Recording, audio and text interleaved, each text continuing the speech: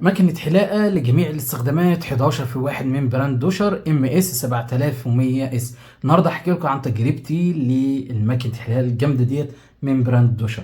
زي ما انتم شايفين كده ماكينة الحلاقة ديت تنفع للوجه وللحية والدقن وللشعر، وفي نفس الوقت هنا برضو بتنفع للجسم. اهم اللي بيميز ماكينة الحلاقة ديت ان هي كلها من المعدن بجانب فيها الشفرات دي كلها، واهم ميزة فيها فعليا ان انت تقدر تستخدمها تحت الميه بدون اي مشاكل. زي ما شايفين كده ده شكل العلبه، واهم المواصفات بتاعتها. اهم حاجه عندنا هنا شاشه، بطاريه تشتغل معاك 80 دقيقه، تشحنها في ساعه ونص، تستخدمها تحت الدش بدون اي مشاكل، من المعدن وبتشحن عن طريق التايب سي. نروح نفتح على طول كده ماكينه الحلاقه ونشوف اهم المكونات بتاعتها.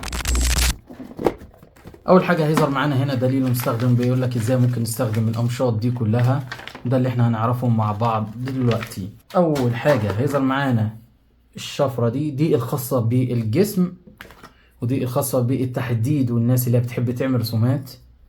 ودي شفرة تانية كده من المعدن عشان حبيت استخدمها للجسم او لتحديد الدقن.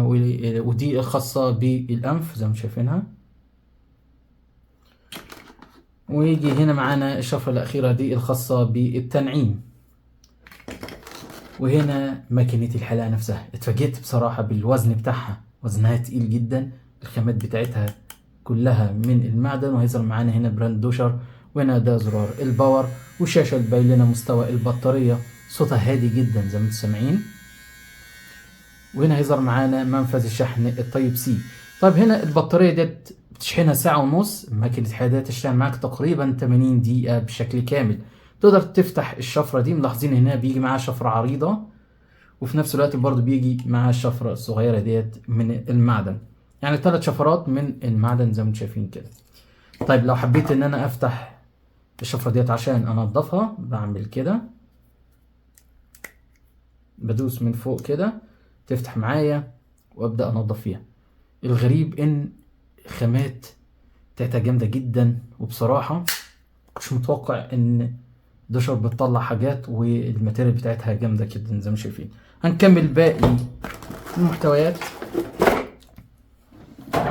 هيظهر معانا الكيس ده، نشوف فيه ايه. قبل ما نروح للكيس، هنا هيظهر معانا القطعة البلاستيك دي الخاصة بتحديد الدقن زي ما انتم شايفين كده، للناس اللي بتحب تحدد الدقن بتاعتها في البيت او السوالف، من خلال القطعة البلاستيك دي شايفينها.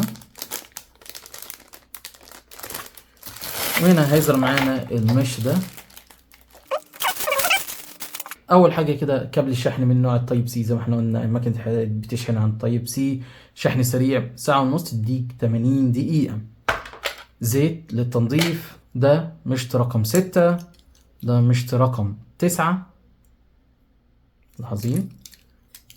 وده المشط الخاص بالدقن، وده مشط رقم 3، وده 12. يعني 3 و6 و9 و12، 5 امشاط زي ما انتم شايفين كده.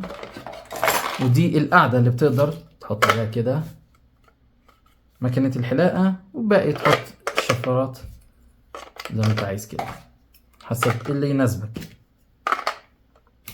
شايفين كده. وهنا نبدأ نرص الأمشاط بتاعتنا زي ما انت عايز كده. بقت جاهزة معاك.